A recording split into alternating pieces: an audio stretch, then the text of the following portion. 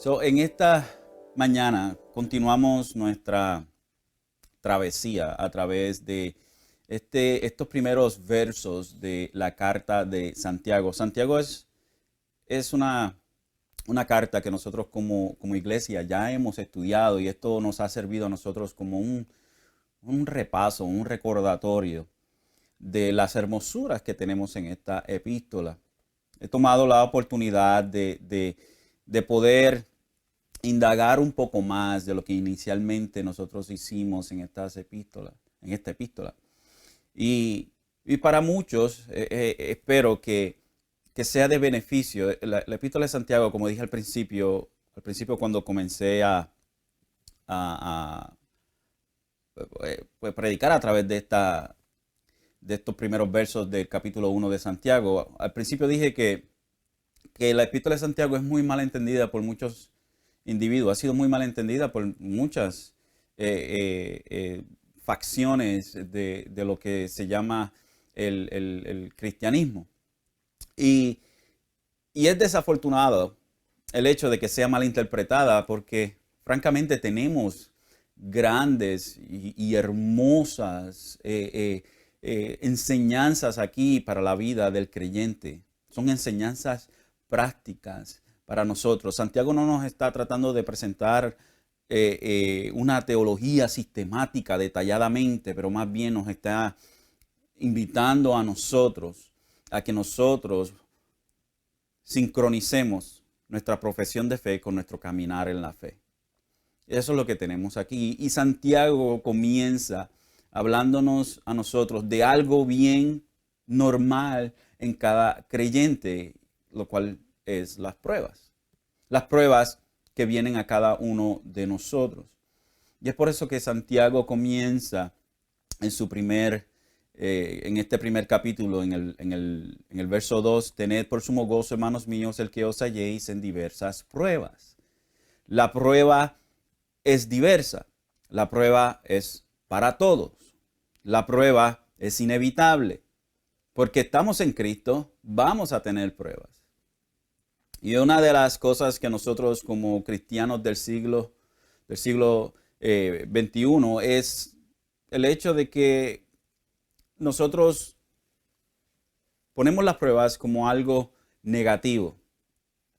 Le damos una connotación negativa en vez de ser bíblicos y darle la connotación correcta, que son positivas. Las pruebas son positivas para el creyente, son de beneficio para el creyente. Y es por eso que Santiago puede decir que tengamos por sumo gozo.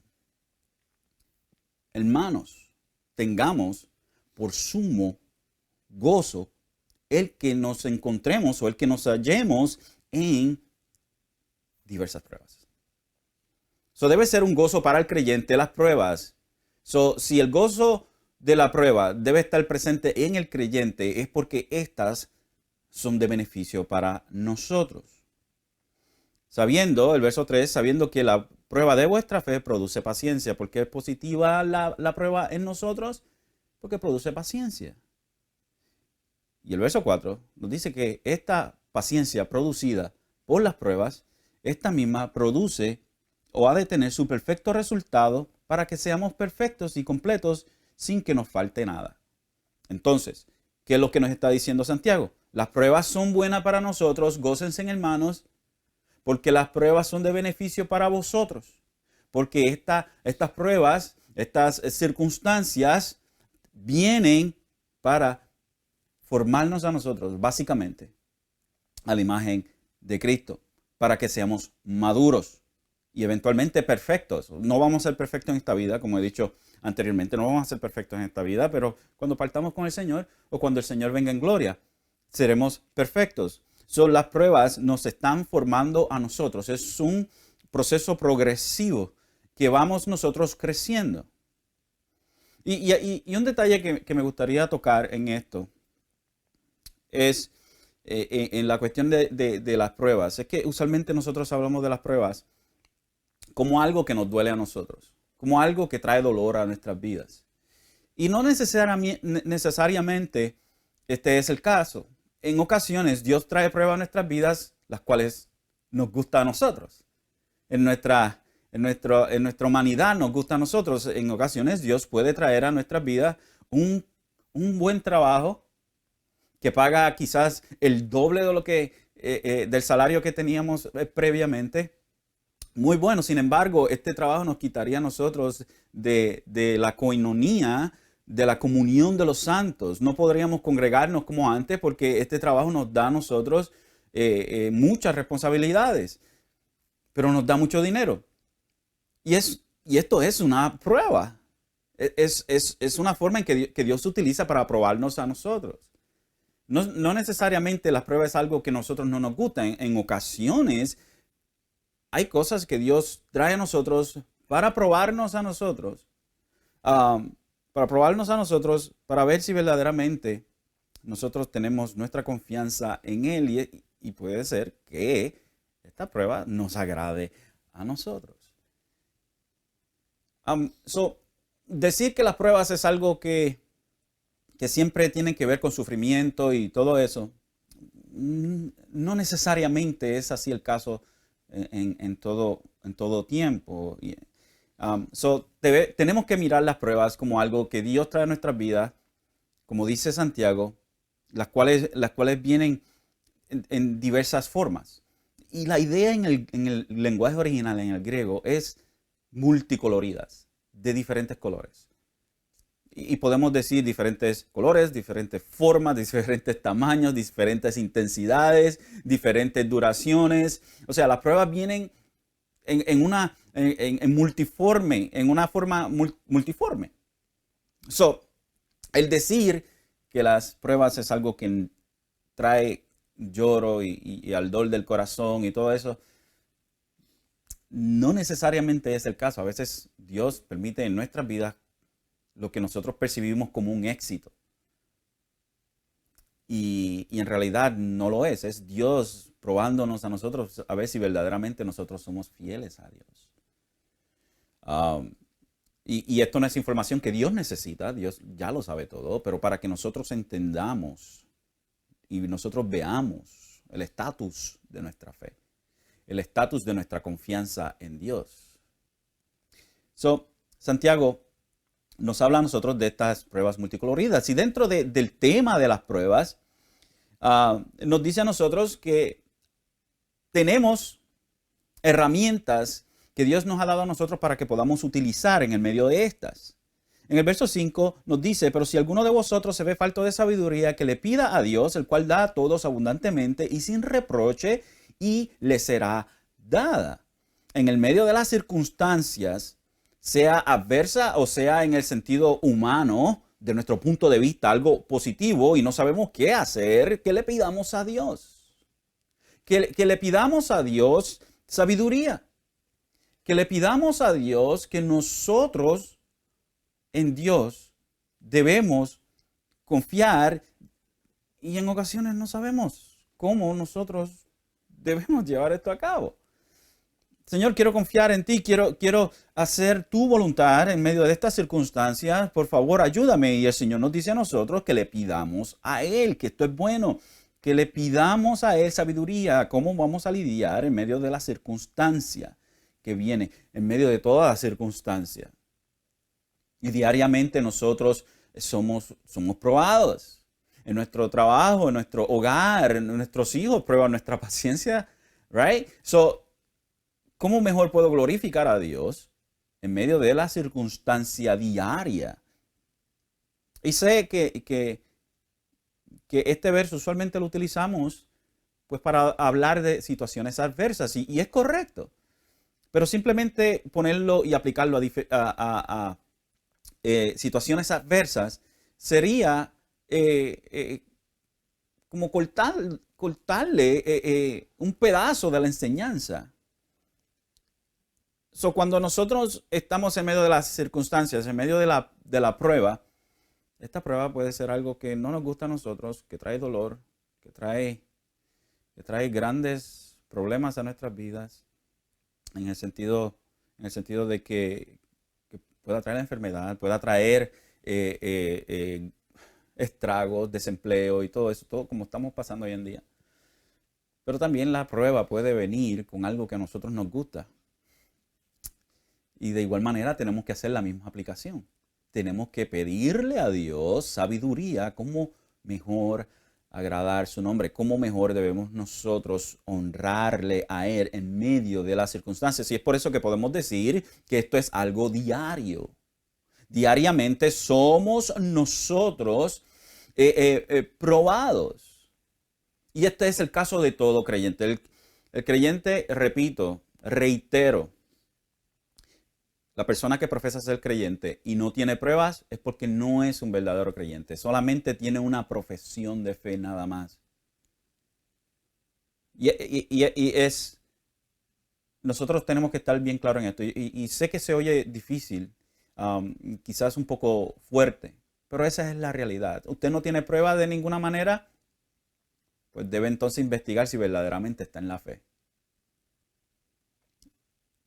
Se nos dice a nosotros en el verso 5 que le pidamos a Dios sabiduría. Y el verso 6 se nos dice a nosotros la manera en la cual debemos pedirle sabiduría a Dios. Nos dice, pero que pida con fe sin dudar, porque el que duda es semejante a la ola del mar, impulsada por el viento y echada de una parte a otra.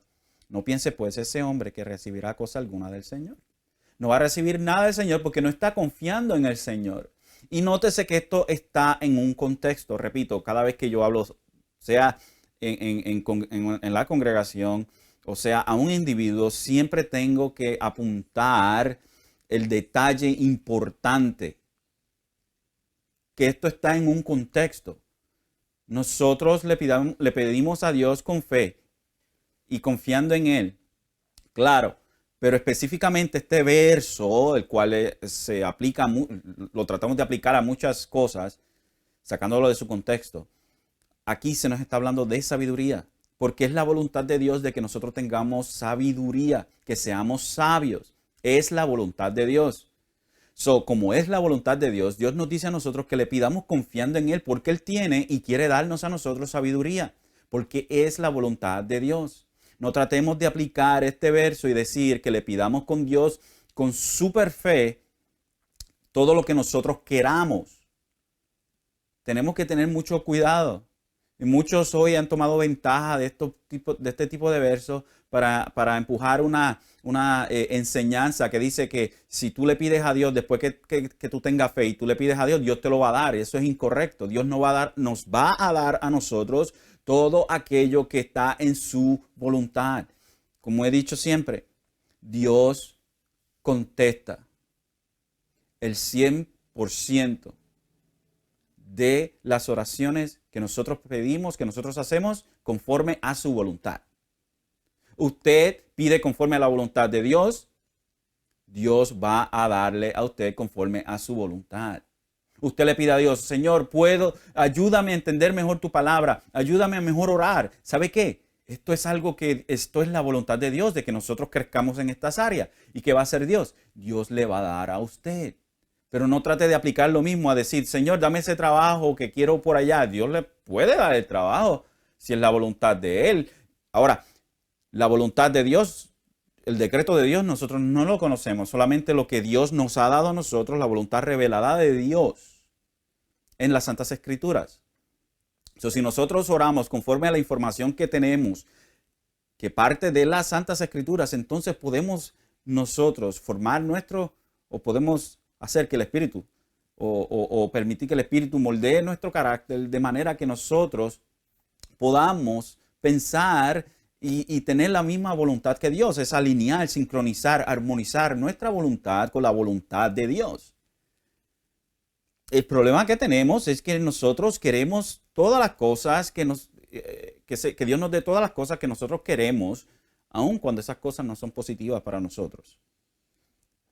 De modo entonces, si nosotros le pedimos a Dios sabiduría, Dios nos va a dar a nosotros sabiduría. Ese es el contexto de Santiago aquí. Sabiduría. Y Dios quiere darle sabiduría a todos sus hijos. Así que, hermano, pídale sabiduría a Dios. Pide que queda, come que hay, ¿no? Así dice la canción.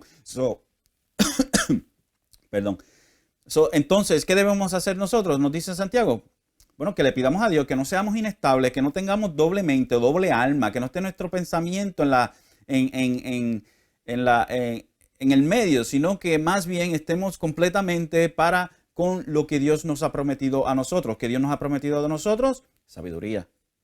Así que pidamos. Pero Santiago continúa en el verso 9 y nos dice, porque el hermano de condición, pero que el hermano de condición humilde se gloríe en su posición y el rico en su humillación, pues él pasará como la flor de la hierba. Porque el sol sale con calor abrasador y saca la hierba y su flor se cae y la hermosura de su apariencia perece. Así también se marchitará el rico en medio de sus recompensas. Un cristiano sin pruebas es tan real como un unicornio con cola de colores. En otras palabras, no existe. Y en el medio de la circunstancia, que puede ser adversa del punto de vista de nosotros, o puede ser positiva del punto de vista de nosotros, pero sigue siendo una prueba. En el medio de eso, se nos dice a nosotros que pidamos sabiduría a Dios. Y Santiago no simplemente pone esto en general, pero que lo aplica específicamente y en los versos que nos presenta a nosotros del 9 al verso 12, nos habla sobre dos grupos dentro de la iglesia, a los pobres y a los ricos.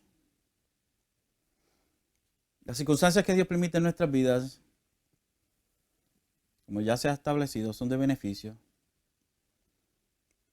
Y nosotros, seamos ricos o seamos pobres, debemos de agarrarnos de lo que Dios provee para nosotros. Seamos pobres, debemos jactarnos, como dice Santiago, en nuestra dependencia a Dios. Y si somos ricos, debemos jactarnos en nuestra humillación. Sea rico o sea pobre, debe depender siempre de Dios.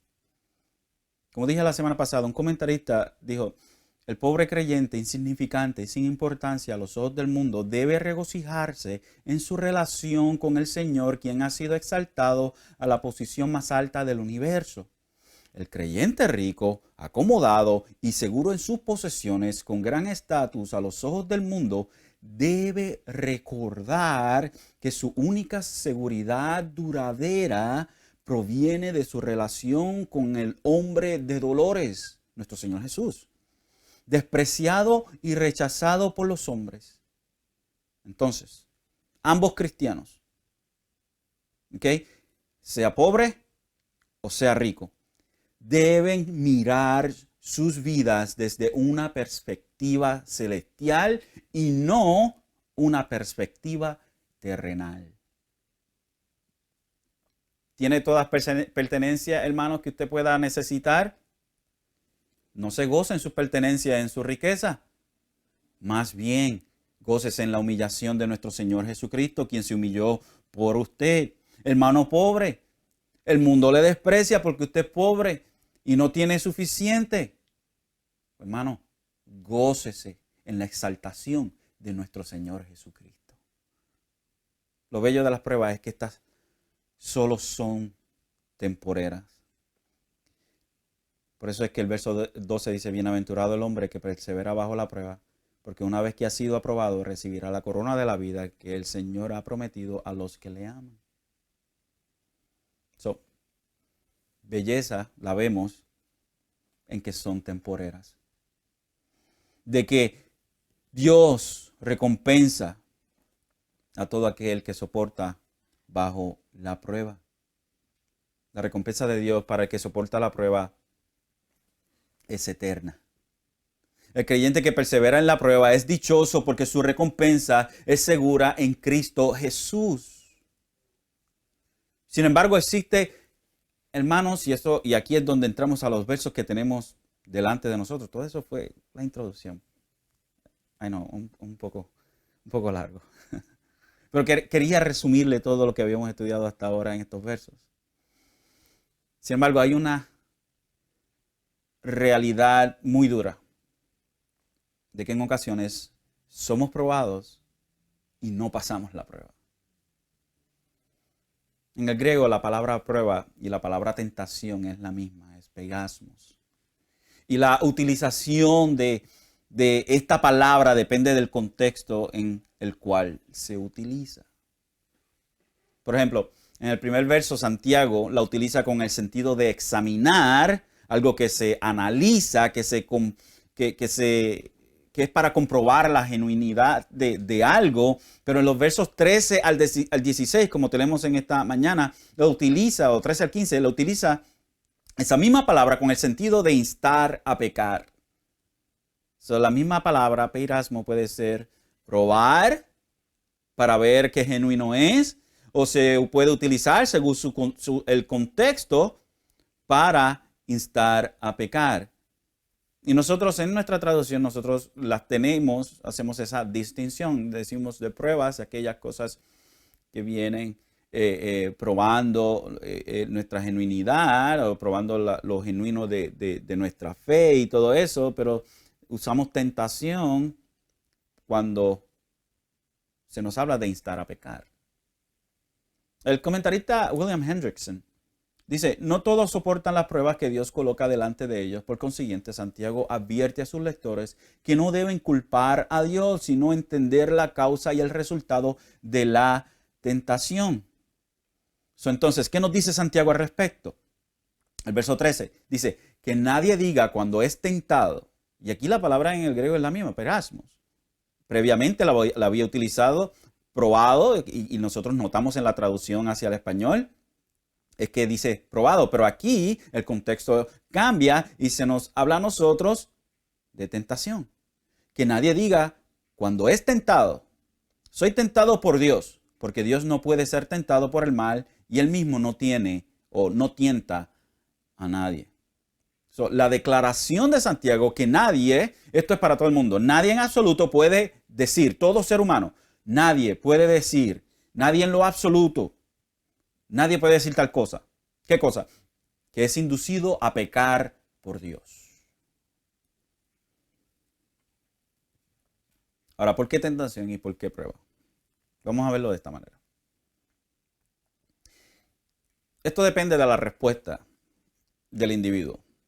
Si un creyente responde con fiel obediencia a la palabra de Dios, soporta debidamente la prueba.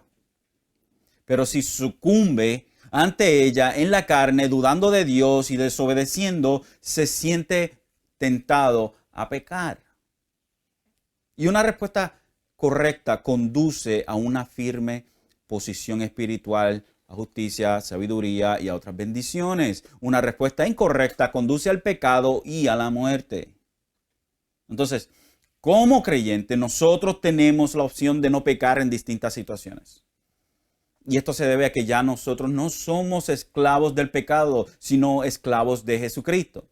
Nosotros, hermanos, antes de estar en Jesucristo, hacíamos lo que el pecado nos decía a nosotros que hiciéramos. Nosotros éramos esclavos del pecado.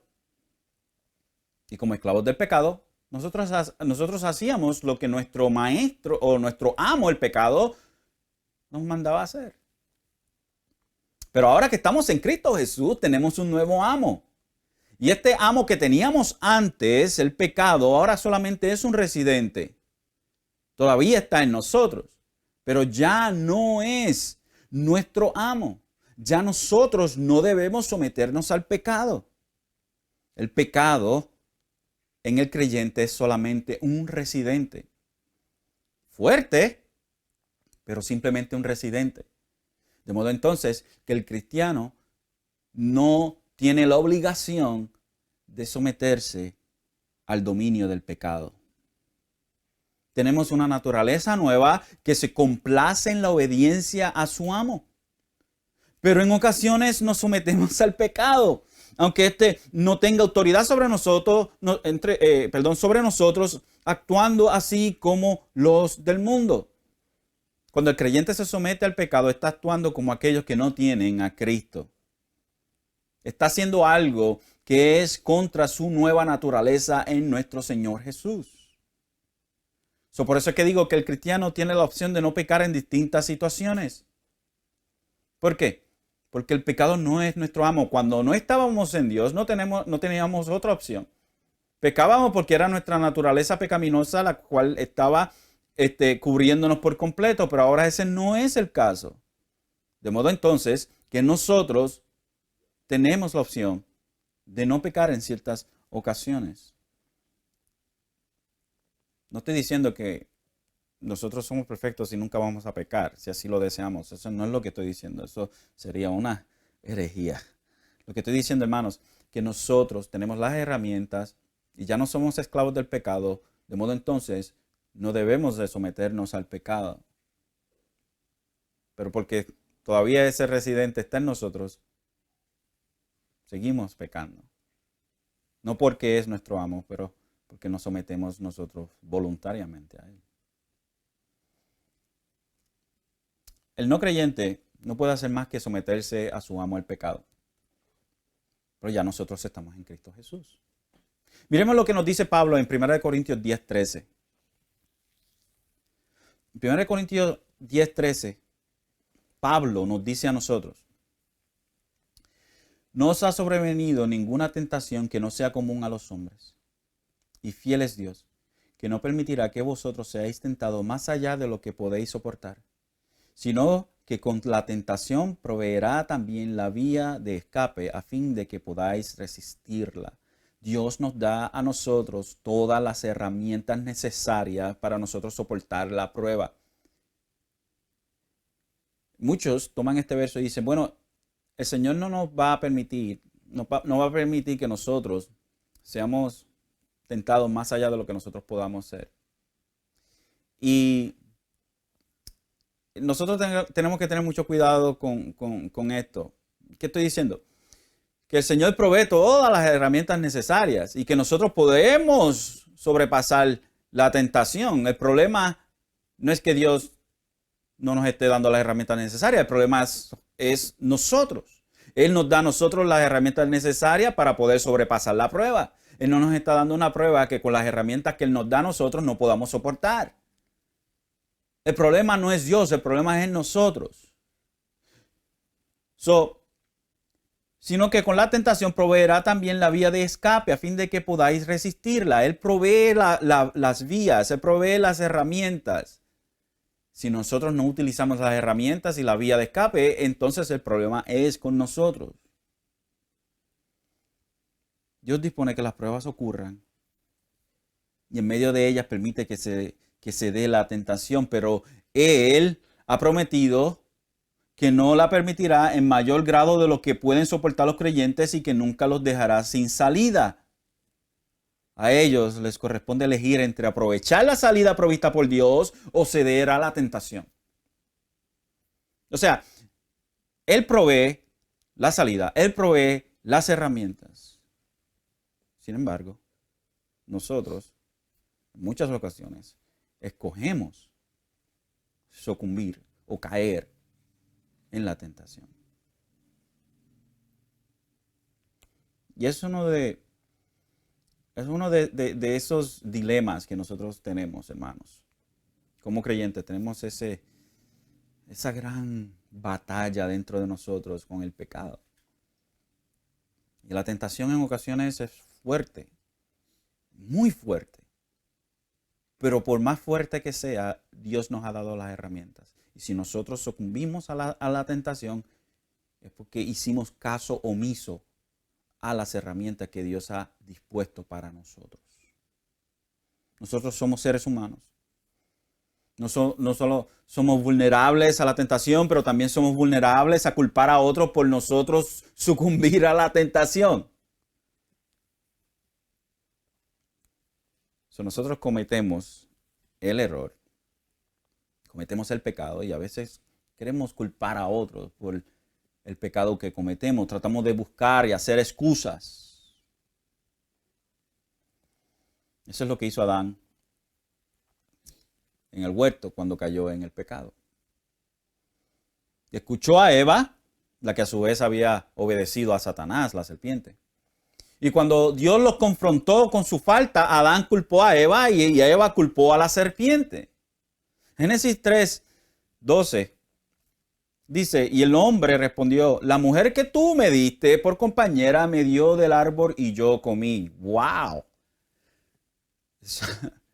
A mí siempre me da me da como que escalofríos al ver o al leer este verso. Porque cuando Adán está diciendo, la mujer que tú me diste por compañera en medio del árbol y yo comí, esencialmente lo que Adán está haciendo es culpando a Dios. Dios, yo, yo estaba tranquilo. Yo estaba tranquilo. Y un día me acosté a dormir, me pusiste a dormir y me levanté con una mujer. Y ella fue la que me hizo. Yo no la pedí. Obviamente estoy añadiendo a la historia, pero la idea es que Adán está culpando esencialmente a Dios. La mujer que tú me diste por compañera me dio del árbol y yo comí. Como si él no supiera lo que Eva estaba haciendo. La Biblia nos dice a nosotros, la Biblia no, perdón, la Biblia no nos dice a nosotros que Adán estaba por otro lado y Eva, mientras Eva estaba hablando con la serpiente. Adán estaba con ella y él estaba viendo, él dejó que Eva tomara las riendas. Se supone que en su trabajo como el protector de su mujer estuviera ahí presente y espantar a la serpiente o le dijera a la serpiente, vete de aquí. Sino más bien que él permitió que su esposa tomara las riendas de la situación. Y él se sometió a su esposa, algo que no es bíblico, algo que no debió haber hecho. El hombre que se somete a su esposa es un hombre que está invirtiendo el orden de Dios. Eva peca y Adán está al lado de ella, calladito, no dice nada. Y cuando viene Dios y le reclama a ellos, viene y le echa la culpa a Dios. Y el verso 13 dice, entonces el Señor Dios dijo a la mujer, ¿qué es esto que has hecho? Y la mujer respondió, la serpiente me engañó y yo comí. Entonces cada uno le echa la culpa a otro por su pecado.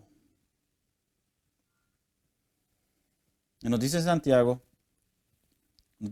a nosotros, continuando el verso, porque Dios no puede ser tentado por el mal y él mismo no tienta a nadie. Es el verso 13, que nadie diga cuando es tentado, soy tentado por Dios, porque Dios no puede ser tentado por el mal y él mismo no tienta a nadie.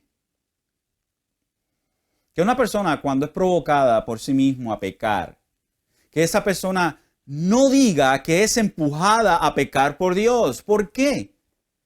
Pues porque Dios no puede ser incitado por el mal, de modo que Él no tienta a nadie. Queremos culpar a Dios de nuestras acciones pecaminosas.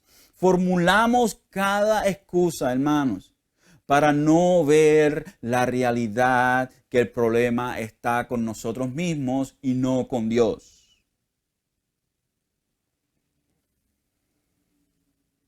En Mateo 4, tenemos el relato de la tentación de nuestro Señor Jesucristo.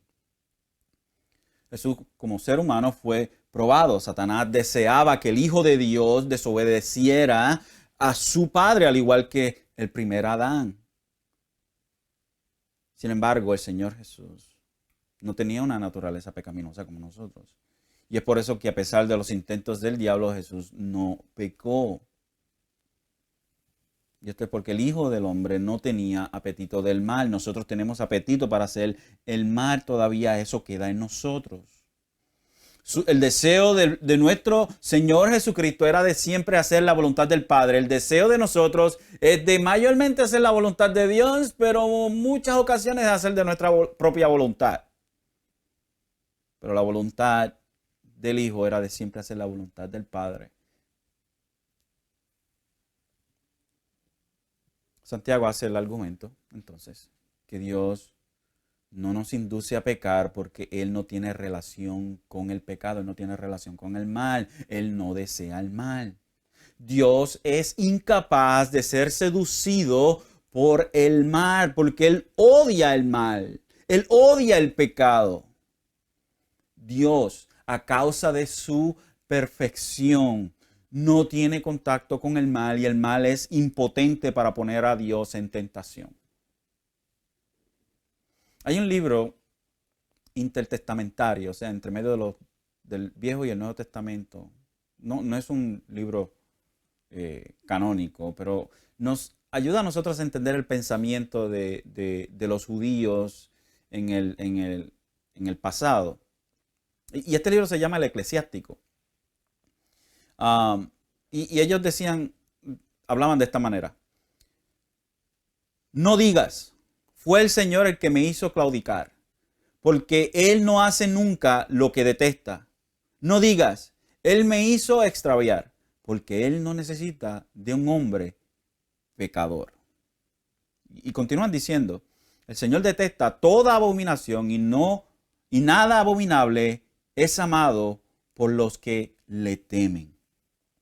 Aún estos judíos en el tiempo entre medio del Viejo y el Nuevo Testamento tenían una correcta teología sobre Dios. No te atrevas a decir, fue el Señor que me hizo pecar o claudicar, porque Él no hace nunca lo que Él detesta. No te atrevas a decir que me hizo extraviar, porque Él no necesita de un hombre pecador. Estos judíos tenían la correcta interpretación de la revelación de Dios mismo, de sí mismo, aún en el Viejo Testamento. El verso 14. Sino que cada uno es tentado cuando es llevado y seducido por su propia pasión. Cada persona que cae en la tentación lo hace porque ha sido entrampado por su propia concupiscencia, por su propia naturaleza pecaminosa. Se nos dice en Marcos 7:21. Porque de adentro del corazón de los hombres salen los malos pensamientos, fornicaciones, robos, homicidios, adulterios, avaricias, maldades, engaños, sensualidad, envidia, calumnia, orgullo e insensatez. ¿De dónde sale lo que contamina el hombre? No de lo que él se come, porque lo que se come viene a ser desperdicio. Pero lo que sale del corazón del hombre, ese es el problema del hombre. El problema del hombre es el corazón del hombre. Porque de ahí salen los malos pensamientos. Es por eso que ¿por qué nosotros tenemos tantos problemas con crímenes en nuestros países? Y el gobierno trata de mitigar los crímenes, tratando de cambiar el lugar donde las personas se crían y hacer las cosas mejores para los individuos y todo eso. Y dice, es que si creamos un lugar en donde a la gente no le falte nada, pues no va a haber crimen. El problema, y ese es el problema con nuestra sociedad secular, es que el hombre vivió en un lugar donde no había crimen, donde era literalmente un paraíso. ¿Y qué hizo? Pecó en contra de Dios. ¿Qué hizo Caín, quien vivía en un tiempo donde las cosas eran mucho mejor que ahora en la tierra? ¿Qué hizo él? No tenía influencia de gangas ni nada de eso a su alrededor. Sin embargo, mató a su hermano Abel. El problema del hombre no es las circunstancias alrededor del hombre, sino más bien su corazón. Cada uno es tentado cuando es llevado y seducido por su propia pasión. Es nosotros. Nosotros somos la fuente. Queremos decir, el diablo me tiene tentado, el diablo me está tirando dardos y yo caí. Hermanos, sí, el Satanás, déjame ponerlo de esta manera. Satanás y sus secuaces. Satanás no le conoce a usted. Él tiene cosas más importantes que hacer. Pero los secuaces, quienes llevan a cabo el plan de Satanás y el mundo, tratan de influenciarnos a nosotros para que nosotros pequemos en contra de Dios, y todas estas cosas son externas. Pero el problema de que cuando nosotros caemos en el pecado, somos nosotros. No, el diablo me hizo caer. No, usted cayó porque quiso. El diablo no lo hizo caer. El diablo es un enemigo voraz y fuerte, pero él no puede hacerlo pecar a usted. ¿No trató él de hacer que Jacob pecara en contra de Dios? Él no pudo. Y le tiró con todo lo que tenía. Aún su mujer le dijo, mira chico, muérete, maldice a tu Dios y muérete. ¿Hizo esto Jacob? No. Él siguió fiel a Dios. Así que puede venir Satanás mismo y tratar de tentarle a usted, y Dios le ha dado las herramientas necesarias para sobrepasar la prueba. Y si usted cae en la prueba, cae en la tentación, pues entonces el problema es usted, no es Dios. Y muchas cosas que nos tientan a nosotros, claro que sí.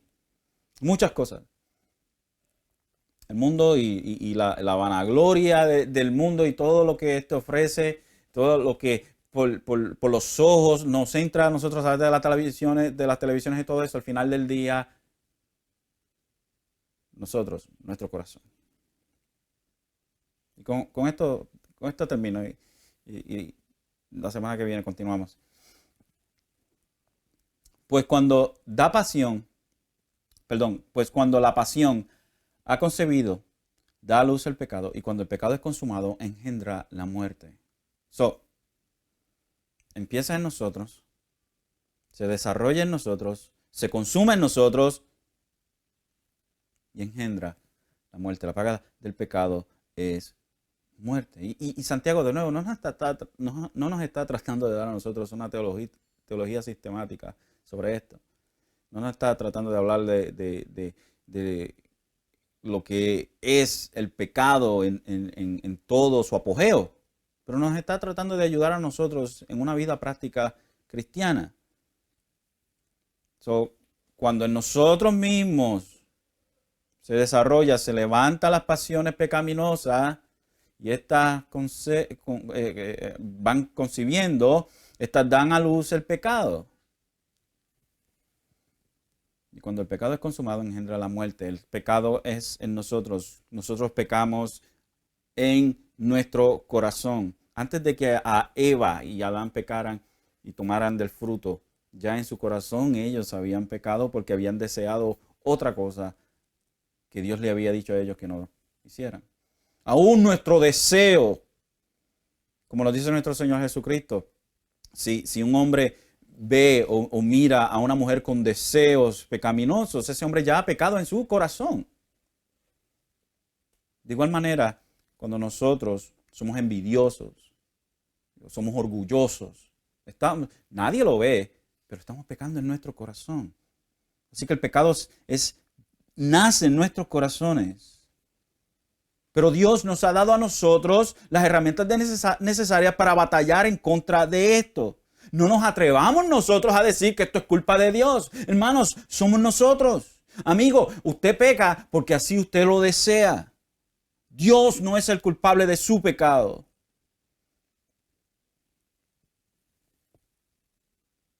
Dios ofrece la vía, hermano, para usted sobrepasar la tentación.